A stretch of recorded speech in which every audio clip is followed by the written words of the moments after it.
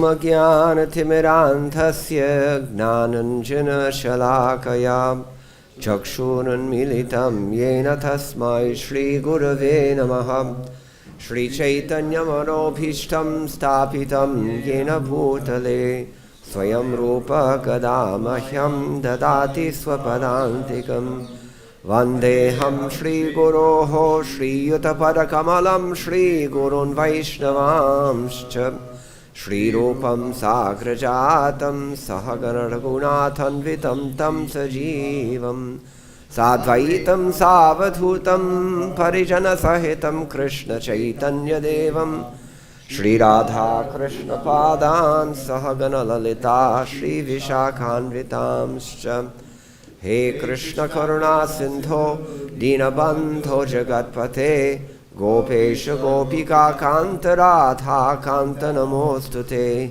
Tapta Kanchana Gaurangi Radhe Vrindavaneshwari Vrishabhanusute Devi Pranamami Haripriye Vansha Kalpatarubhyascha Kripa Sindhubhya Evacha Patitanam Pavanebhyo Vaishnavebhyo Namo Namaha Jaya Shri Krishna Chaitanya Prabhu Nityananda Shri Advaita Gadadhara Shivasadi Gaur Bhakta Vrinda Hare Krishna Krishna Krishna Hare Hare Hare Rama Rama Rama Hare Hare Srimad-Bhagavatam as it is, translation and commentary by His Divine Grace, A.C. Bhaktivedanta Swami Srila Prabhupada, founder and Acharya of the International Society for Krishna Consciousness. Srila Prabhupada Ki Jai.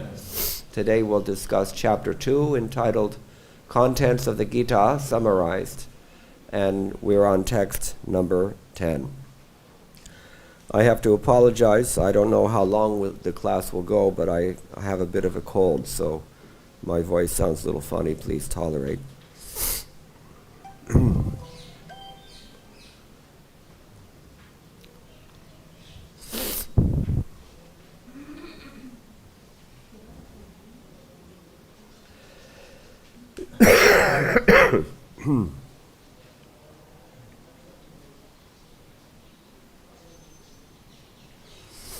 In his own commentary on this verse, Sridhar Swami, the famous Bhagavatam commentator, he also wrote a commentary on Bhagavad-gita, and he says, in case you haven't noticed, that this answers the question that naturally arises when we hear the previous verse, text number 9. Sanjaya uvacha evam uktva hrishikesham gurakesha parantapa na yotsya iti govindam uktva tushtim babhuvaha. Sanjaya said, having spoken thus, Arjun, chastiser of the enemies, told Krishna, Govinda, I shall not fight, and fell silent.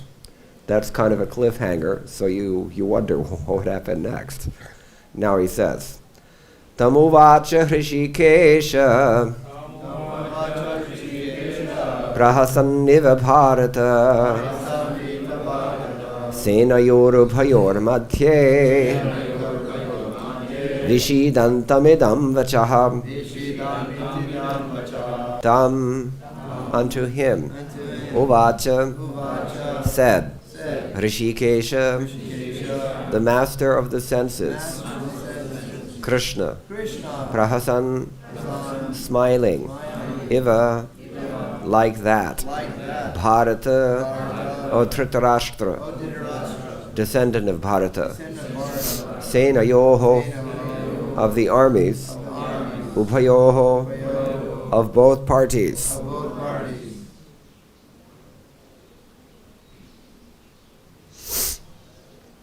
Madhye, between, Vishidantam, unto the lamenting one, Idam, the following, Vachaha, words.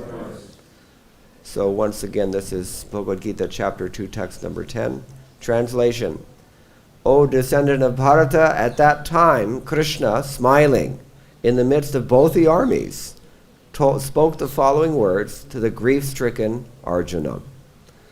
Please repeat. O descendant of Bharata, at that time, Krishna, smiling, in the midst of both the armies, spoke the following words to the grief-stricken Arjuna. Purport. Well, you know what I'm going to do actually? I'm going to walk you through the purports of the predecessor acharyas on this verse, because I think it gives us a greater appreciation of what Srila Prabhupada has said here. So, I mentioned already, Sridhar Swami in his commentary on Bhagavad-gita points out that this verse begins the answer to the question that was implicit in the last verse.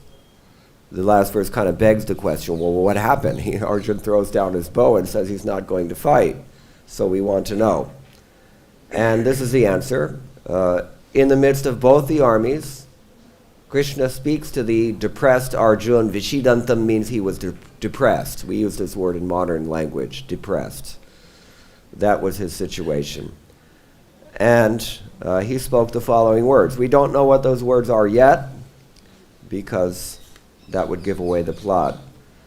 But Baladev Vidyabhushan, in his commentary on Bhagavad-gita, points out that actually this verse, although it looks like a conjunction between the preface, so to speak, of the Bhagavad-gita, the scenario that's been painted so far, and the actual gist of the Bhagavad-gita, which is in the instructions given by Krishna to Arjuna, it looks like a conjunction only, but it actually is very important. Ramanujacharya in his commentary explains why it's important. He says that actually everything that occurs, everything that Krishna speaks, or everything everywhere the conversation goes between chapter 2, text 12, that's 2 verses from now, and 1866, which is virtually the last word of the Bhagavad-gita, that follows from this verse. That constitutes what Krishna spoke. So this verse is a very important. If it's an introduction, it's a very important one. And moreover, the important thing the important thing is that Arjuna was absorbed in bodily consciousness at this time, Dehatma. And Krishna used the transcendental wisdom of things as they are, yatatma jnanam, nimitta, shokavishtam, unto the person who was shokavishta, absorbed in suffering. That's how Ramanujacharya glosses Vishidantam. Because if you're depressed, you're absorbed in suffering. That suffering is a symptom or a characteristic. It's an indispensable characteristic, as a matter of fact, of this dehatma buddhi, the bodily concept of life. So our Krishna, by means of speaking so much gyan about the way things actually are, spiritual gyan, he wanted to illumine Arjuna as to the fact of the matter, which is that he was beyond the body and the mind. We actually don't realize this as much as we think we do, and we realize that we don't realize it when we have to undergo tremendous suffering. That's why the suffering exists in this world. And when we chant Hare Krishna, Krishna Krishna, Hare Hare, Hare Rama, Rama Rama, Hare Hare, then Krishna takes personal charge of that suffering, and he administers it. The word administer is a medical term. When you administer medicine, we use this term. So he administers the suffering in accordance to his view of what we need. And that can't be an easy process. I almost want to say it's traumatic, but it does the job. It raises one from out of the bodily concept of life. Anyone ever had a near-death experience? Yeah, so you may have some idea. Or, anyway, there are so many things that life can throw at you. If you haven't experienced them yet, just wait until you go into Saturn Mahadasha. Then you'll figure it out. All right, so anyway, this is the point. And they're talking so many things about what is dharma and what's not dharma. Arjuna in particular is talking like this, but he actually doesn't know what he's talking about. And Krishna has already pointed this out. Why he doesn't know what he's talking about. This is an important point that is raised by, I think, Jayatirtha in the Madhva Sampradaya. It's not that the arguments that Arjuna has presented to Krishna so far are not based on Shastra. They are. We know from chapter 17, text number 15 of Bhagavad-gita, if we read Bhagavad-gita, which we should. How many people read Bhagavad-gita every day? Okay, yeah, you're all here. That's a good sign. So you know what Srila Prabhupada explains in chapter 17, text number 15.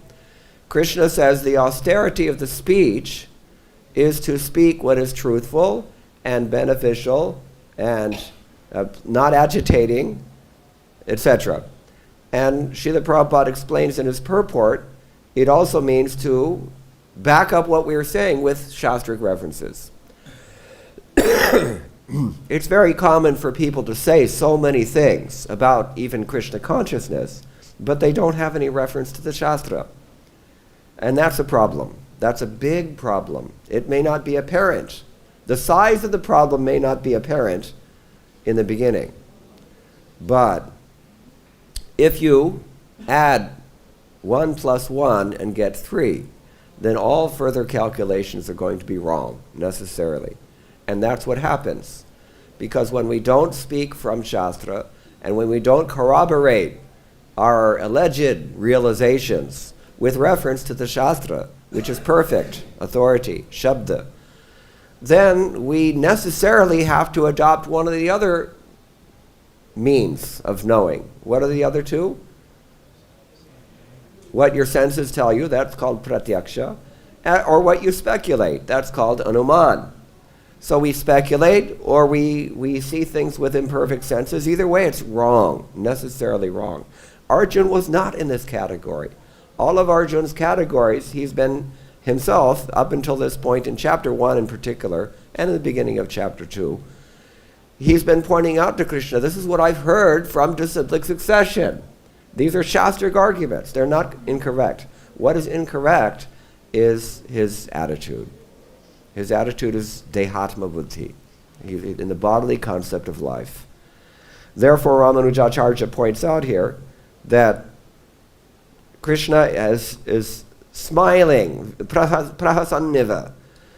Iva usually means almost like smiling, but that's not how Prabhupada translates it here. Prabhupada says smiling like that. He was actually smiling. Both Vishwanath Chakravarti Thakur and Baladev Bhushana, they point out that the significance of this word, prahasan, smiling, is that the Lord was suppressing a smile, because it's not very nice to laugh at someone who has come to you and revealed his mind in confidence and surrendered as a disciple. Has Arjuna done this yet? Has he surrendered as a disciple? Well, he said he did. But then after two verses later, he said, I'm not going to fight. That means he was, what we say, oscillating. He was on the mental platform. But he definitely surrendered. Back in text number 7, he says, Shishyasteham shadimam tvam prapannam. It means directly that. I'm surrendered unto you. So Baladev Bhushan, Vishwanath Chakravarti Thakur, they both point out for us that Krishna could have completely smashed Arjuna at this point. Already what he's spoken in the last few verses is strong. What has Krishna said so far? Well, actually, it's coming. Ashocyanand vashochastvam prajnavadamscha bhashase gatasuncha narushocanti panditaha. He's smiling because he's thinking like this. He hasn't said it yet. It's the very next verse. But he's smiling because he's thinking, I can really humiliate you. I can drown you in the ocean of humiliation right now if I want to, because what you said is so stupid and ignoble. This is Vishwanath Chakravarti Thakur's commentary. But he's not doing that. Therefore, he's suppressing his smile. because he appreciates. Arjuna at least has come and surrendered. I can see he's mental and he's still refusing to fight, but he has surrendered, so I'm going to go lenient. I'm going to go easy on him. This is the point. So, that's another point. Now, Senayor Upayor Madhye, this is the third line of the verse. What does it mean? In the midst of both sides of the battle, both parties. That means that Arjuna's dejection, or as I said, his depression, and Krishna's chastisement, if you will, everybody saw it. It was plain for everyone to see. There were no secrets here. That is the significance, according to these acharyas, of the words Senayor Upayor Madhye. So, and again, it emphasizes the fact that Krishna really could have, in front of all the generals, we've already heard, Krishna says, or we're going to hear, that for someone who has been honored, dishonor is worse than death. And he's, in various places here, he appeals to Arjuna's even his sense of false ego, whatever it takes. Yena kena prakarena manaha Krishna deveshayat. But that's a little bit off topic. The point is that Krishna could easily smash him in front of everybody, but he doesn't do that. Instead, idam vacha, uvacha, tam, Hrishikesha. Hrishikesha spoke to this Vishidantam. He's not named here, the depressed one, tam Vishidantam. That's what the verse says. We know that it's Arjuna. So who's Hrishikesha? What is the significance of the word Hrishikesha? Master of the senses. Hrishika. Hrishika means the senses. Hrishika Isha, the one who controls our senses. Raise your hand if you're able to control your senses. Everybody here is wise. Some people say, yeah, I can. They're young. That's called Kanishta. Kanishta means young. They think that they've got it down to everybody else is in Maya, I'm fine. No. It doesn't work like this. We can't do anything. Therefore, in the Dharma Shastra, Smriti Shastra says, there's a nice verse. As soon as we wake up in the morning, we offer one prayer, Prata Prabodhito Vishno Hrishikeshena Yatvaya. Thank you, Lord Hrishikesha. You have woken me up. It's not that your alarm clock wakes you up, because without the assistance of Paramatma, that alarm clock is going to ring forever. You see? If you know how to tie your shoes, here we don't tie shoes so much in India, but the principle is there. If you know how to put on your chappal, and don't think that these things are automatic. They are not granted. I have seen people who have lost it entirely. All their faculties gone within one lifetime. It can happen. We were mentioning about Saturn previously, or trauma, or the kinds of suffering that Krishna can visit upon us if he sees fit. We can lose everything. We can lose our money. We can lose all. Okay, how about this? You can have all your money. You can have powerful senses. You can have everything you can have, but not one friend. Anyone interested? Or how about this? You can have so many people supporting you, so much political backing, you can have money as well, health, everything, tik-tak. Lekin, nobody loves you. They will support you, but they don't love you. That's even worse, isn't it? Very famous people, they know this. Big politicians, they know this feeling. Rich people also know, because there really isn't any love in this world. Shankaracharya tells us very stridently. He tells us the cold truth. What is that? What is that? Yavad vitto parishna sakta tavan nija parivaro rakta. The people in your own family, they're not attached to you. They're attached to the money that you can bring in. They're attached to the sense gratification that you can facilitate. Paschad jivati jaradehe vartam kopina prichati gehe. Later on, when you have to live in this old decrepit body that is useless for any practical purpose and cannot gratify anyone's senses, including your own, then what happens? In your own house, nobody's going to care to ask you, how are you doing? Because they don't care. It's a fact. They send you off to a nursing home. Now the Indians, because they have such a prabala shishya bhav. I don't know how to say this in English. Strong mood of discipleship. The Indians have. Therefore, they've learned very faithfully how to lock up their parents in old age homes as well, rather than taking care of them, which really builds your character, for your information. Anyone ever taken care of their elderly parents? 8 years. Yeah, 6 years for me, so we're kindred spirits. So this is the point. There's not really any love here. So Hrishikesha, I'm getting off topic here. Hrishikesha, the significance of that Krishna controls our senses. Krishna controls our senses. It's not guaranteed that we can do anything.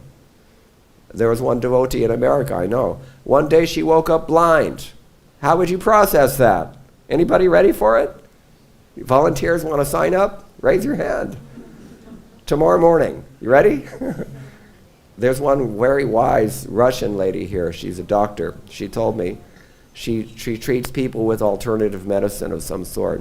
She said every time when a patient comes, I try to speak a little bit something transcendental with them just to elevate the transaction. And she said, invariably, she said, I always ask people, okay, what if you have two choices? Choice number one, you have all material facilities, every desire in this world is fulfilled, you're very happy, you have a long, healthy life, and at the end, you go back to Godhead. Does it sound pretty good? That's option number one. Option number two is that you go back to Godhead in 5 seconds. Krishna comes and takes you by the hand, and he takes you back to Godhead. You ready to do that? Yeah. She said, invariably. She said, big devotees, they come to me. Gurus I treat, sometimes sannyasis, they're not ready to do it. It's like Janardhan Maharaj said this morning. Was it this morning? I think everybody freaks out. At the time of death, you're not ready.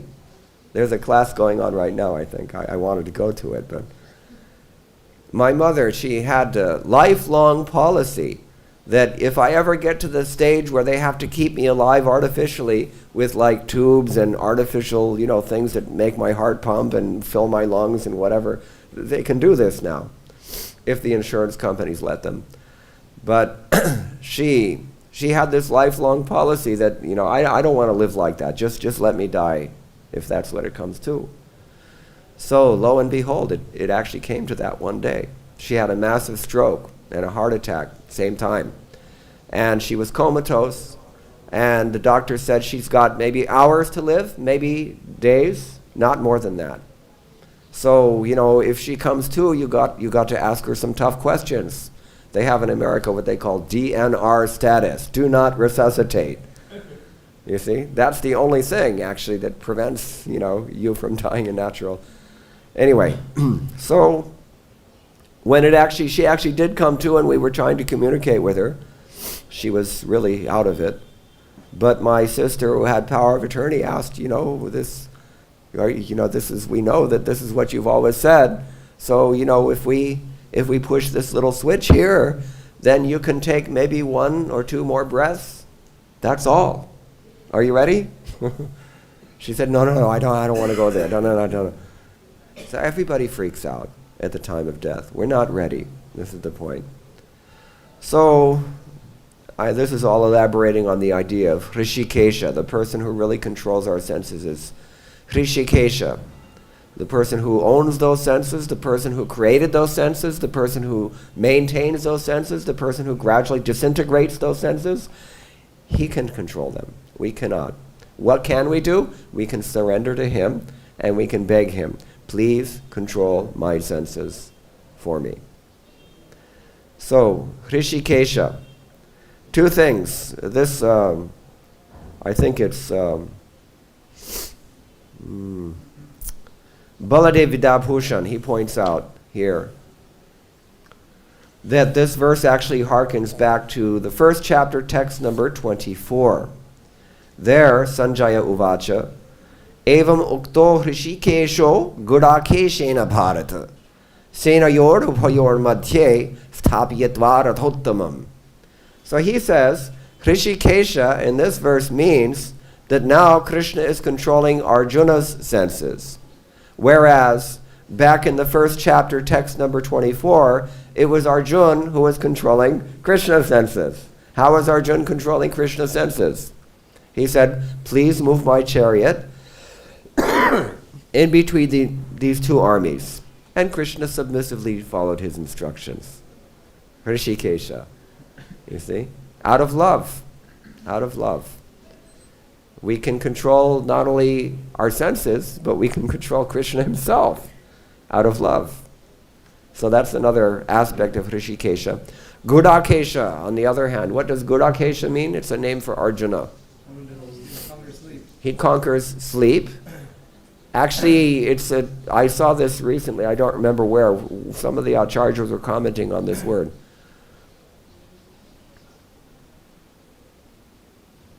A and Ka, they represent Lord Brahma and Lord Shiva. And Isha, that's why he has the name Keshava. He's the Lord of Ka, which is, I think it's Brahma. So, Gura, what does Gura mean? Anybody know what is Gura? In South India we call it Jaggery. So these demigods, they're like nothing but Gura for him. He eats it like a snack. This is Krishna's position vis-a-vis the demigods. In the Upanishads also, it's similarly stated.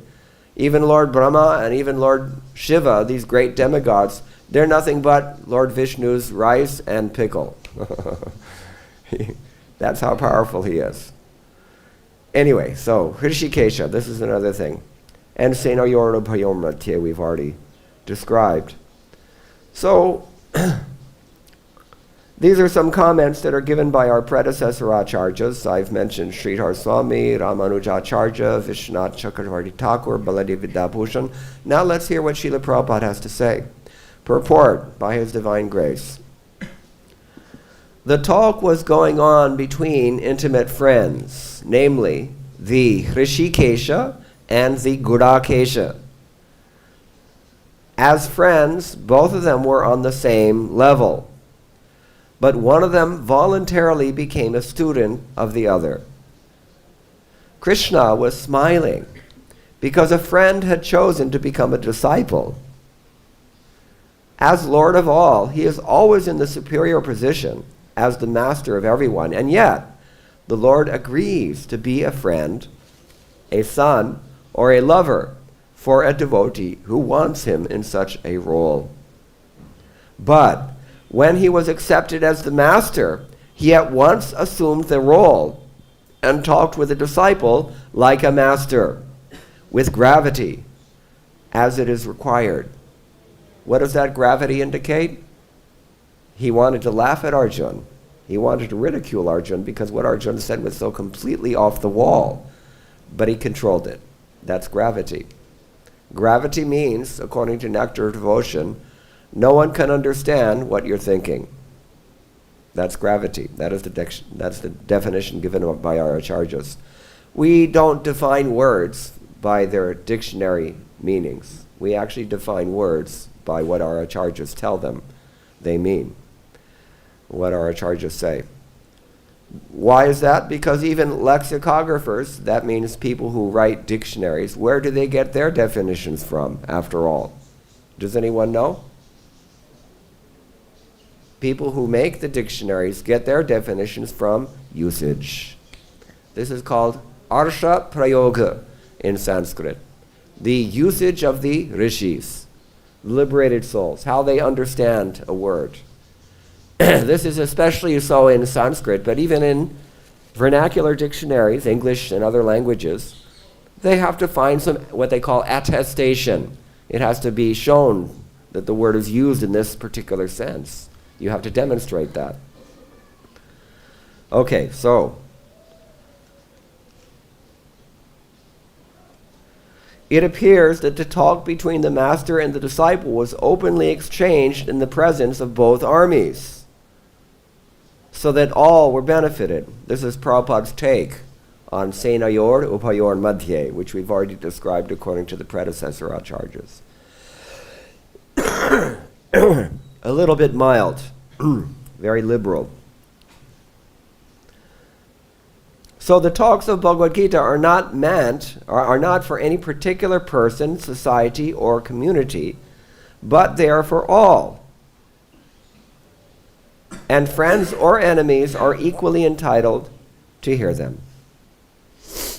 That is the end of Srila Prabhupada's purport. Very beautiful. Okay, I'm going to stop here. Does anybody have any questions or any comments? Sorry it's a little bit quick, but as I said, I'm not feeling well. And my service isn't over yet. No questions? Yes? So there were millions of people on the battlefield. Yes. Huge camp. So does that mean Krishna was communicating in the heart of everyone at the same time? Well, he certainly can. Otherwise, I don't know how he amplified the discussion. But it's certainly possible. We have to assume that everybody understood. I mean, for that matter, how did Sanjaya understand? He was also he was remote viewing, as they say. He was watching from a distance. So it's possible. How is it possible? What is that? Vyasa prasadat shrutavan? By the mercy of Krishna, Guru and Krishna. Somehow he did it. Somehow he was able to communicate it. Is that satisfactory? I don't know technically the mechanics of it, but this is the point. Somehow they understood. Yes.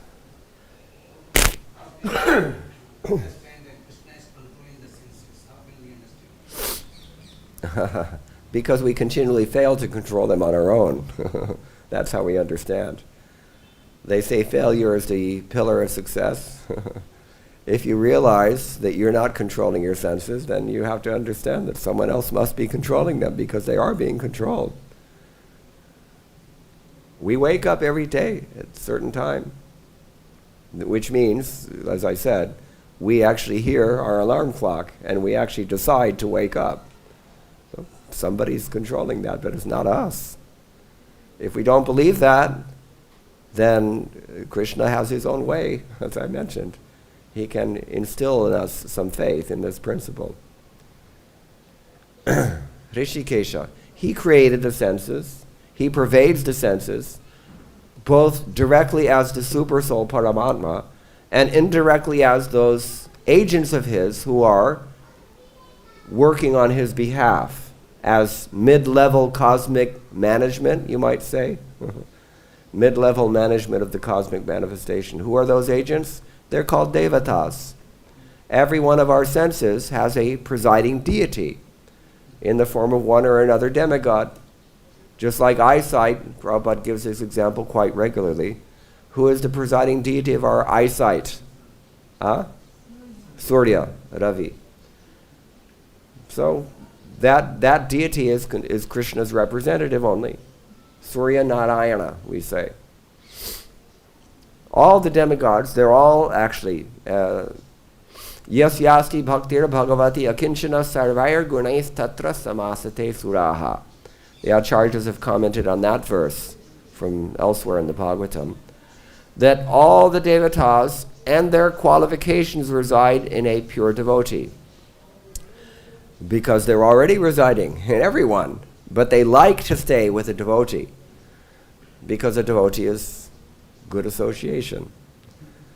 So the demigods are controlling the senses, or Krishna is directly, when we take to bhakti, as I said, then Krishna directly takes charge. It's not just an agency of karma, mayadhyakshena prakriti. He's not only working through his external energy and her various subordinate agents, but Krishna himself also directly reciprocates with us in accordance with our devotion. Yayatha mam prapadyante tanstataiva bhajami. So in this way, if we surrender to Krishna and we ask Krishna to control our senses, then he will do so. If we can control our senses, it should be understood that it's because of the mercy of Guru and Krishna. Yes. Sometimes senses are going in wrong direction, so who is responsible for going in wrong direction? This is a very good question. Our senses sometimes go astray. Bilva Mangala Thakur has written a very nice shloka in which he's also described this. What is the Sanskrit word for senses? Anybody know? There are a few of them, but Indriya is one. Anything else? Rishi, Rishika, anything else? Go. What does go mean, other than senses? Go ka matlab kya hai? Huh? Gai, yes, cow. So Bill Mangala Thakur says, my dear Lord of the cowherds, Gopal, my senses are running all over the place. They're off the path. You have to do something about this. If your responsibility is Gopala, who could imagine that even in dreams, the Lord of the cowherds would ever even think to lose a cow? And here you've got, how many senses do we have? How many senses do we have? 5 major gross senses. You've got 5 of them and they're all going astray. Please help. This is how we control the senses. What's the easy prayer? That you don't have to learn that Sanskrit shloka, but it's there. The easy prayer is Hare Krishna, Krishna Krishna, Hare Hare, Hare Rama, Rama Rama, Hare Hare. If we sincerely do bhajan and become nishtha in this chanting, then Krishna will reciprocate, Zurur. He will definitely reciprocate. Is that okay? Yes. You were saying Krishna was ready to take us away in 5 seconds. Are we ready? And then you were saying how there's a devotee nurse who says that even some senior devotees don't seem ready. But what if they don't seem ready because they feel like they have a responsibility of doing service in this world, so they want to... That's a different thing. That's what the Buddhists call the bodhisattvas. We have similar concept. Paradukha dukhi. The devotee who is very advanced, who has already controlled his senses and has developed all good qualities in association with Krishna and his representatives. That devotee he's blessed by Krishna. So that devotee can actually think to pray in the way that Prahlad Maharaj prays. What does Prahlad pray? Swasti astu vishvasya. Anybody know this verse? Swasti astu vishvasya. It's for the universe. May the whole universe be auspicious. But there's a problem with that, because if you're wishing well for the entire universe, then in effect that prayer also empowers the demons, doesn't it? Yes. Therefore he says, Khala prasidatam. But may the demons be pacified. Or, how are you going to pacify these demons? Their senses are insatiable. Their lust is infinite. Their anger is frightening. How are you going to pacify these rascals? Then he says, Swastyastu vishvasya khala prasidatam. What is the next line? Anybody know? Dhyayantu bhutani shivam mithodhya. If they can somehow meditate on each other's welfare instead of trying to exploit each other. As soon as we enter any situation, isn't it? We start looking around and calculating, what are the threats and what can I get from this? And, this is demoniac consciousness. We all have it to one degree or another. But Prahlad says if they can somehow pray for each other's welfare instead, well, that's a tall order, you might say. Therefore, he says, Manashta bhadram. First, the mind has to become bhadra. How does the mind become bhadra? Bhadra means auspicious. What do we know about auspiciousness from Srimad-Bhagavatam? 2nd canto, 2nd chapter. That's a hint. Shrindatam sakatha Krishna punya shravana kirtana hridiyantasto hi abhadrani. We want the bhadra things. We don't want the abhadra things. Abhadra means inauspicious things. In other words, anarthas. So they have to undergo an anartha nivritti. How are the demons going to undergo anartha nivritti? If you can somehow convince them to take up this process of bhakti yoga. Manashtabhadram bhajatad adhokshaje. If they can somehow, actually the word bhaj doesn't really mean so much, it means worship also, but what else does bhaj mean in addition to worship? Anybody know? No scholars here? No. Huh? No. Seva, not exactly. Worship is good. To worship with love, that's bhaja, but actually another meaning of bhaja that not so well known maybe is to participate, or to distribute, or to share. This is also bhaja. So, if you become Krishna conscious, and you share that Krishna consciousness with others, then their minds could also become bhadra. You engage them. Even you can't convince them, that's fine. Everybody eats. You feed them. But don't feed them ordinary things. Feed them prasadam. And it works. It really works. I've seen this practically over many years. Prasadam is very, very powerful. Mahaprasada govinde nama brahmani vaishnave salpa punyavatam. Somebody who has very little piety, he can't put his faith in prasadam. But prasadam really works. It is so powerful. Don't think otherwise. So you engage them. Manasya bhadram bhajatara dhokshaje aveshyatam no matirapi ahitaki. And Prahlad says, my prayer is that we all enter more and more deeply into this consciousness. And what is the primary characteristic of this consciousness? Ahitaki. No hetu. What does hetu mean? Hetu means a purpose, an agenda, we say in modern parlance. You've got a motive, you see. If you can somehow engage someone in devotional service and somehow get them to do something without a motive for Krishna, then it starts the process of manashtabhadram bhajatara dhokshaje. This is your question. It's a long answer. Am I getting off track, or you're happy with it? Yeah, I think Srila Maharaj told at one point that he didn't want to go back to God. He just wanted to come back and distribute books. And Prabhupada said, that's my goal. Something like that. Yeah. If you're actually on that platform, then that is ideal for sure. That was Prabhupada's example, wasn't it? Prabhupada gave us that example. On other occasions, Prabhupada told other devotees that you're not ready to desire like this. Be realistic. Why? Because discretion is the better part of valor, he also said. You have to I think it was Bhanabhakta the other day said, you have to really have a realistic assessment of where you stand in devotional service and not try to, people come here to Vrindavan all the time and they have such high designs about crashing the gates of the spiritual world, so to speak, but the adhikar is missing. How are you going to worry about getting the mercy of Lalita Devi if you can't even get the mercy of your own guru? This is the point. First deserve, Prabhupada said, then desire. The desire should be commensurate to our own adhikar. This is the point. Is that okay? Anything else? Yes. It says that you have deep knowledge about astrology, and you spoke about I have deep experience with astrology. I don't know about knowledge. So during my Rahu Dasha, seeking some relief from some gods and goddesses, so I got relief from Shiva. Yes. During this Dasha, Mahadasha, and even from Goddess Saraswati.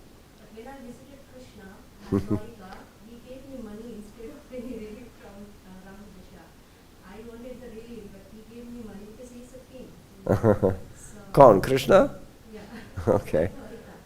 So the next day itself he gave me a very lucrative job, Acha. but there was no relief from this Krishna. There's no telling what he's going to do. We don't know. Krishna is completely unfettered. Therefore, Srimati Radharani, her prayer is actually the most appropriate for all times, places, and circumstances. What did she say? Ashlishyiva paradhatam panishtamam adarshanatham maramahatam kadodava. Very strong thing, she says. Yatha tathava viridhatu lambata. She calls him a lambata. You can do anything to me, and you will, I know it.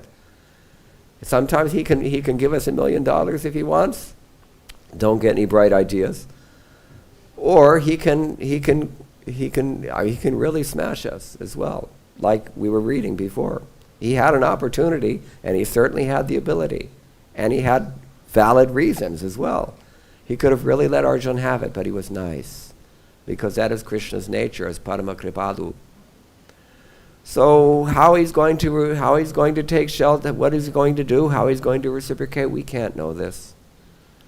There's a very beautiful verse in Padyavali, Rupa Goswami, Padyavali. He says it's people, they worship Krishna, even ardently, with great sincere devotion, they're worshiping Krishna, and he ignores their requests.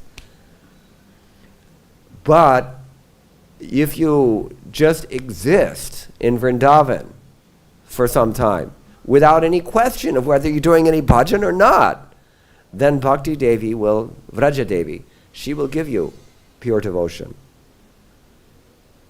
This is in the Padyavali, Rupa Goswami. Therefore we take shelter not so much of Krishna here, but we take shelter of Srimati Radharani and her representatives. This is the key. They're soft-hearted. They know what it's like to be a devotee. Srimati Radharani also, she's complaining about Krishna just like we do. She knows very much. She knows very well what it is. How else can she call him Lamparta? It's such a strong word. It's a very, very strong word. What does that mean?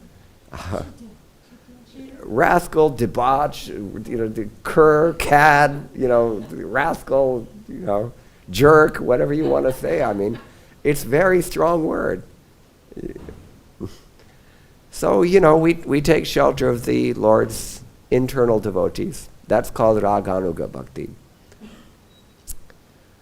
And we don't have adhikar, but we still worship them anyway.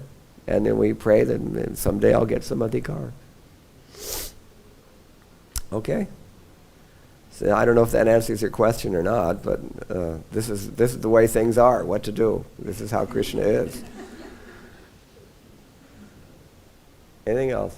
Just over here. Yes, please. Thanks for the class. I know that his opponent wanted Krishna's army, and Arjuna got Krishna himself. But I get a little bewildered when the chariot goes between the two armies, and Krishna is addressing Arjuna. Is the other side not listening? They're not taking the nectar? They're not absorbing what Krishna is, all of the great things Krishna is saying? Are we? Think about it. Are we? We're hearing every day. We're seeing Krishna every day. We're getting good instruction we're even chanting. But are we really taking it in? Case in point. That's why this battlefield happened, to show. He saw the universal flow. He knew everything.